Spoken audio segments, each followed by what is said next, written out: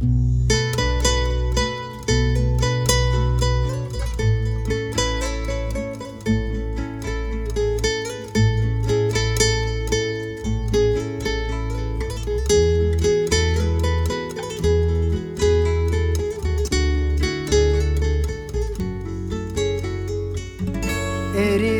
dağımın karı, başımın sisi dumanı, hasretimin sonbaharı.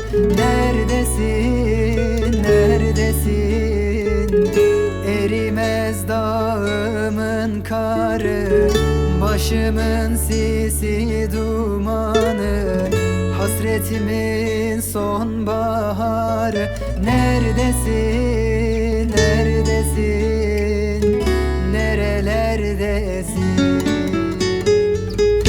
Uçun güvercinler uçun, yâre bir selam uçurun. Benim yarim uzaklarda, ona son bir dokunun, ona son bir dokunun. Uçun güvercinler uçun, yâre bir selam uçurun.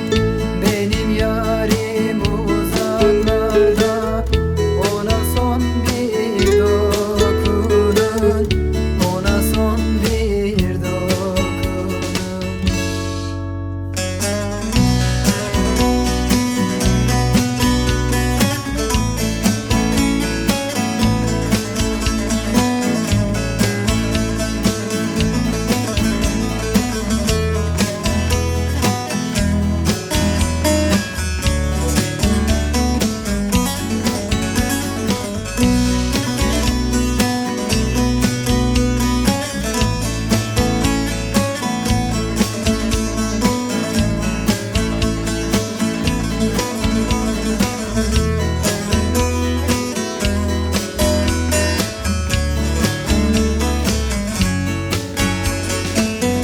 Baharım döndü kışa, ismin yazılı duvarda.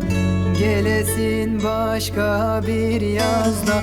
Neredesin, neredesin? Baharım döndü kışa, ismin yazılı duvarda.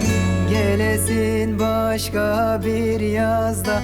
Neredesin, neredesin, nerelerde?